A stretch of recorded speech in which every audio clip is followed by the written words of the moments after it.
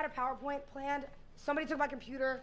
I don't know what the fuck is going on. No. So I'm sorry, because it actually kind of does hurt y'all to learn, and it was informative, but I'm gonna pull it up, I'm gonna read it. So if it's a lot of talking and stuff like that, I'm very sorry. It just kind of, it sucks. But today, sorry, Here's my the voice is board. on too. Please forgive me.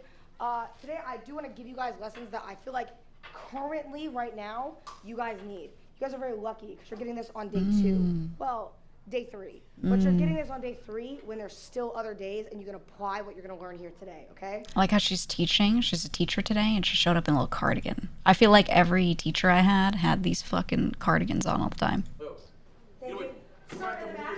You were saying what about leeching again? About clout chasing? That's the only way you can make it, gang. Fuck it. You're low-key laughing, but that's not wrong. It's true. Right. When I asked y'all to raise, remember I asked you to raise your hand? I said, are you worried about it here? Are you worried about feeling that way? The reason I do that, and this is like a really hard pill to swallow, okay? So it's gonna sound like I'm being mean to you, but it's tough love, because I'm not trying to be mean to you. But if you are at Streamer University today, and you are worried about, I don't wanna be clout chasey, I don't wanna be a leech, I don't wanna do this, you're gonna leave here, and afterwards, you're gonna fail. And do you know why you're gonna fail? It's because you're so in your comfort zone in your head that you think, oh my God, I don't wanna be a bother to this person, I don't wanna go join this, I don't wanna go do this, I wanna be comfortable. And great people, especially in the streaming industry, they are not comfortable. I, in my entire career. This is very true. You gotta like be annoying. You gotta be fucking annoying. You gotta feel like you're being annoying a little bit. I just get nervous. Hear that last part? I just get nervous. The reason why I showed you and I had it in the video is because I made that goal in the end of 2023 on 2024 for New Year's. On January 12th, I messaged Agent randomly because we were just mutuals. And I was like, yo, if you're ever at DreamCon, and I know it's in Austin. I love I DreamCon. want to do a collab. And I gave him an idea. I said, let's do a cooking show. I'm so sad that our walk around for DreamCon had to end early. Fuck, man. It's no one's fault. It's Oscar's setup started like not wanting to handle OBS. I loved DreamCon, man. I love it. Apparently that lady Cindy Gallup, a business consultant. What? She's a business consultant? Why is she here? I love that for her. Stream, let's do this. And Didn't Agent even begin? responded, and he said, first of all, I'm gonna stop typing like a fucking bot, because I did. I was nervous. It's like, bitch, I wrote it like a whole fucking, yes, like it looked like ChatGPT. Yeah.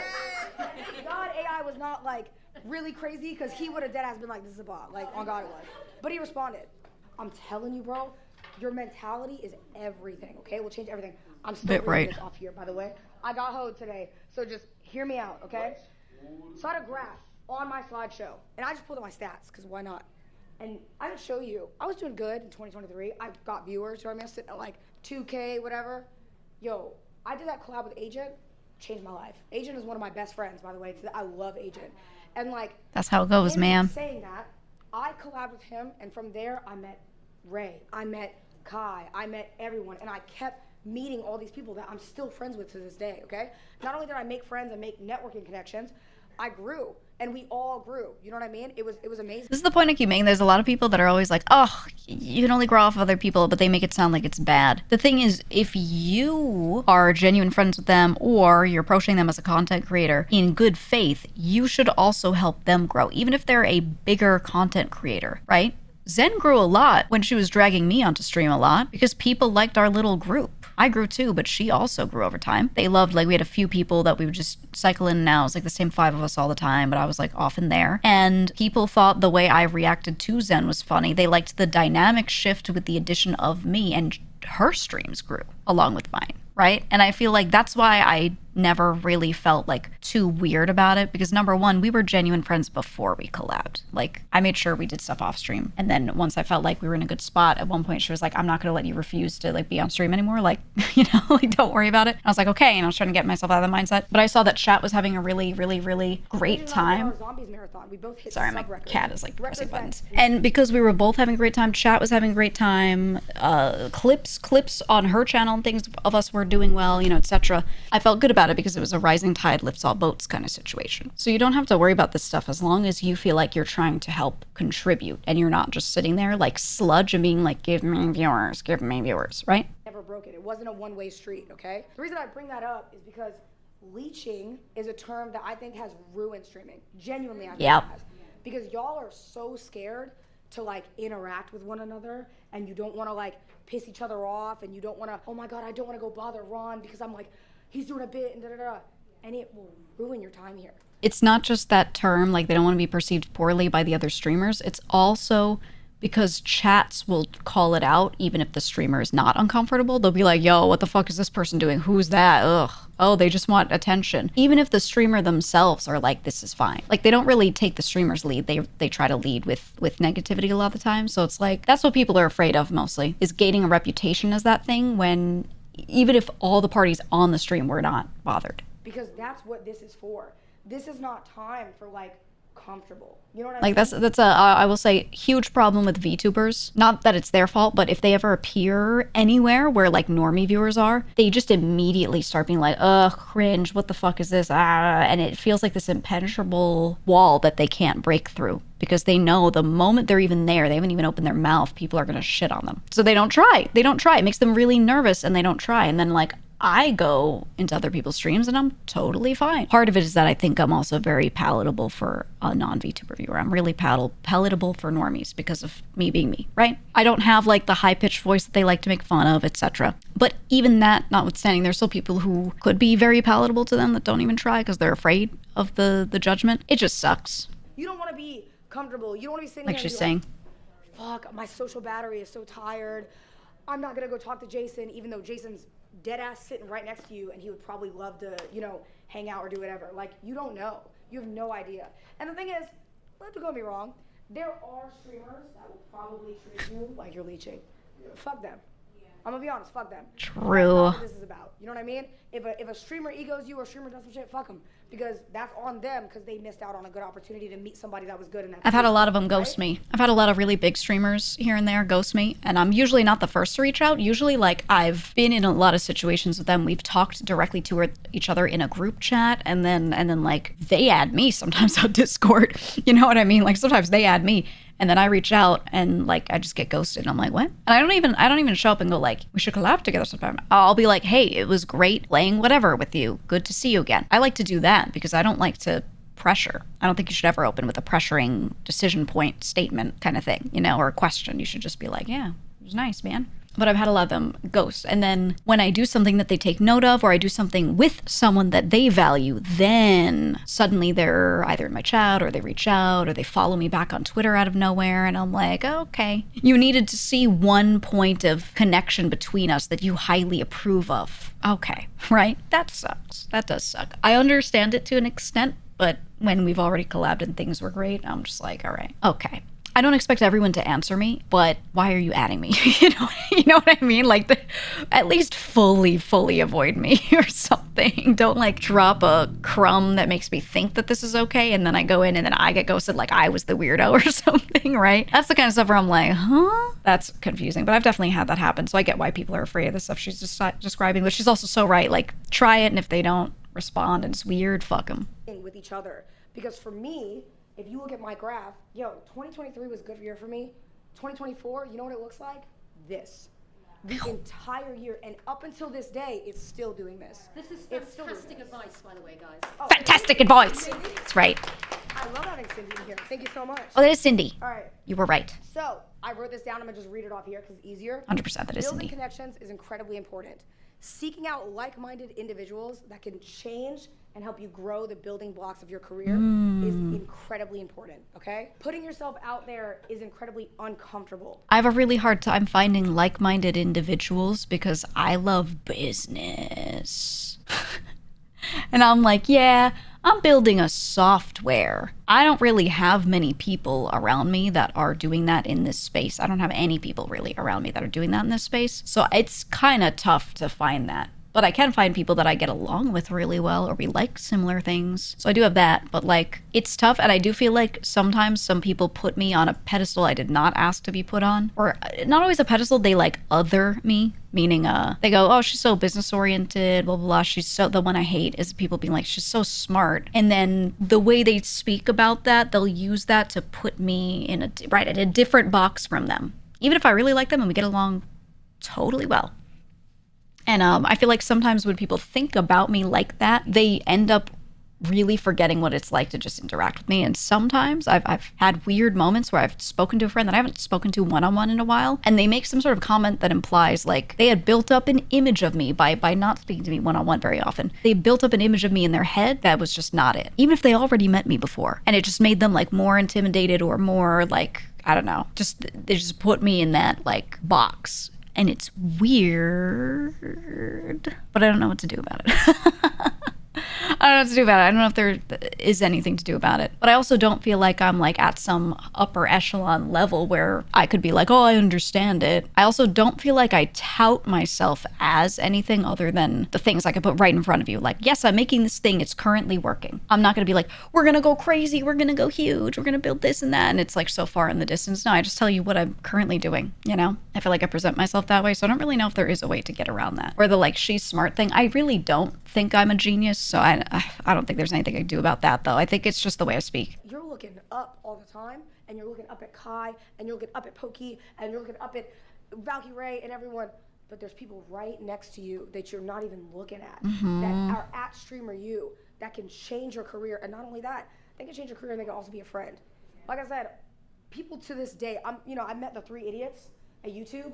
I don't know if y'all know who they are. They're Dragon Ball creators. Some of my best friends. Oh, I know them. This is a good example. I've been friends with May since the beginning. I was a friend of hers since before I started streaming, and my first ever stream was with May. And I grew, and she didn't grow for a while. And then a bit after, a long while after she grew, or I grew, later she started to grow. I maintained my friendship with her the whole time. There are other people that also, like me, they grew, and she didn't for a little bit, and they didn't maintain their friendship with her. And then after she started growing, ooh, now you're up in the same bracket as us so we can talk to you again. That's how it feels, right? And I've seen a lot of people do this to a lot of other people. It's fucking weird. If you make a friend and you like them and you have the time to stay their friend, stay their friend. If you don't have the time, that's okay, but it better not be because of some stupid, you know, bracket bucket shit like that. Love them down. You know? I love them for years. And even though we don't collab all the time, those are still my boys. Today, Exactly. If they need anything and they could call me, I would do it for them in an instant. It's because they changed my life. They gave me so much, even when they didn't think they were, you know, and just being my friend, it changed my career. And so in saying that though, obviously it's not always easy to reach out to people. It's uncomfortable, okay? But again, what I say, the greats in the industry are always uncomfortable. And they're uncomfortable because they know that being complacency is a loser mentality. If you're complacent in life, just dead it, to be honest. Don't waste anyone's time. If you want to be complacent in this industry, just dead it. Don't waste anyone's time. Don't try to do all this and da-da-da-da because you don't actually want it. You don't. True. And that's like a hard pill to swallow because it's like, I know it's a lot, but at the same time, the reason I'm telling you is because it's tough love. And if you're going to leave here with anything, I want y'all to know that this is like, it's awesome, right? It's like fun and we all clip farm and we do this, but it's Grandma's getting her when you TikTok. Let's leave go. and you're like, oh shit, I left with nothing. I don't know anyone. I didn't make any new friends. I don't have this. I didn't grow. I don't feel like I learned. It was a waste. And somebody else who wanted that position could have done it 10x what you did. So if you don't care, it's fine, you know what I mean? But like, why waste 5 days here? And the other thing I want to tell y'all is when you reach out to people, because this is really, this is like the thing that There she is. She was on a rant, but like, she's got it. pisses me off with creators, okay? And it's because I had to learn the hard way, so I know that people like don't get it, is reaching out with a plan, okay? Yeah. A lot of y'all, and I see it, and I don't want you to think that I don't see it, I do see it. I'll check my DM requests, and I'll see somebody and they reach out and they say, Cinna, can we do a collab? That's it. Let me ask y'all, how crazy does it look if I respond to a random person, I don't know you, I don't know your PR, you could be a freaking crazy ass motherfucker on the internet and I'm responding to you like, yo, what do you want to do? And then you send me some crazy shit and I don't respond. And the next thing you know, I go on Twitter the next day and it's posted and they go, Cinna aired me for this and da-da-da-da. And sure, I'm gonna be pissed, you know what I mean? Because that looks crazy, it looks crazy. What y'all gotta do is y'all gotta reach out to people with a purpose, okay? Reach out to people and say, yo, I want to do this and this is what I want to do with you, and tailor it to them. Another way I would put this is leave the ball in their court, give them a decision and that they just have to say yes or no to. So it's like, reach out and say, I have a lobby that I'm making for this game. Would you like to join? If you have additional information, you know who's in it, you know generally when you want to do it, you add that in too. but like make it so that they just have to say yes or no, and there's not too much scary, uncertain stuff after that. So the more already planned it is, the easier it is for them to decide on a yes or no. So maybe you do invite everyone to the lobby but them, and invite them at the end when everyone else says yes, so you have a list for them, right? Especially if there's people in there that they don't know and they haven't done anything with you. I mean, maybe they're going to say yes to you, but they don't know the others and you don't even know who's going to be there. Who wants to say yes to that? You know what I mean? So yeah, make it something you're going to do anyway is a big one. I like to invite people to things that I was already planning with people and hope they show up, but if they don't, that's okay. No worries. Like the EU crowd that I put together, a lot of those people have been in the same room. Saru had not been in the same room as some of them, Nina as well. I invited them last. I told the others I was thinking of inviting them, so if there was any weird issue I didn't know about, someone could say something, but everyone was fine. And then I invited them last when I was sure of the others. And it's just to make sure that people can be comfortably saying yes to stuff, you know? No, like when I reached out to even Agent, in my screenshot that I would have showed y'all, I asked him to do a cooking stream. I said, yo, can you do a cooking stream, or would you do another thing? I asked him. And the reason I did is because it wasn't just some straight bullshit. It was like, yo, I want to know if you'd be down to do these things, and the worst he could say is no. That crew was fun. I want to keep them together doing more stuff. Like, it doesn't matter. I can just go on and be like, okay, cool, he didn't want to do it. It's not a big deal. If you reach out to people and you say, hey, this is what I want to do with you, this is, you know, how I want to do this or whatever, you said your purpose. And I might look at that as a okay, I'm inspired by this. I'm gonna DM Queso because he follows me on Twitter, and I'm gonna ask him to play 1v1 Magic Chameleon. You could have walked up and be like, yo, Sino, what are you doing? You were like, hey, Sino, I'm gonna go to him with a plan. would you sign this book? No, I'm not. It's an awesome segment, by the way. Joke, hashtag joke, by the way. In my class, y'all are lucky because y'all have it today. So you can take it, and outside of this, go just do your shit and interact with people and make new friends. Make friends with each other, okay? Because y'all grow together, okay? Remember the rising tide shit? It's corny, bitch, but it's real, okay? Honestly, the best thing that someone could do if they don't really have too many ideas is just have like 2 questions they want to ask people. Remember what I was trying to do at DreamCon before our shit got tragically stopped before we could continue? I was like, let's just walk around, and anytime someone wants to stop and talk, I'm gonna ask them what their favorite cereal is. And like, I had like 2 other questions. And then I'll be like, do you want to ask me something, right? And I was going to do that. And I was going to write it down. And I was going to keep a tally. And it's just like one of those things where you can ice break, because a lot of the people at DreamCon were walking around and they were like, what the fuck is this? And they weren't mean to me or anything like that. But you could tell that they like were not VTuber viewers. Like some of them were, but a lot of them walking around weren't. Which is the case at any con, to be honest. So I'm like, if I just ask them about their favorite cereal and then I tell them what I like, I'm like, yo, I eat Reese's Puffs like chips. We're just breaking ice and getting opinions being thrown out. It's the, you know, we're not so different, you and I kind of moment for them, and it's good. And that's what some of these streamers should be doing. If they can't think of anything, just be like, fuck it, I'm gonna go around and ask everyone this question. I'm gonna have a different question each time. That's it. You know, carry a notepad, I don't know. Just something small, but anything. Rising tide shit is really real. Also, 2 things. Yeah, one dude said Raisin Bran, the others were like, what the fuck? If you can look around the room, please. And obviously I can't check, so you don't have to do it, but the only person you cheat is you if you don't do it. Look around the room, meet some people, okay? There's big streamers in here, there's medium streamers in here, there's small streamers in here. You don't have to just meet a big streamer, you don't have to just meet a small streamer or whoever. Make a friend and go plan a segment and do it on the campus. Just do it. Don't walk around and look for something to find you. Do something exactly. For yourself. Find something that you want to do and do it. I would do streamer therapy. I'd sit down and I'd just encourage people and I'd be like, yo, do you want to talk about your feelings? Let's get vulnerable. And then I'd pull them aside and try to get them to get vulnerable. Ooh, I liked her class. Bitch, I'm tired. My voice hurts. Oh my God. Bitch, I'm tired.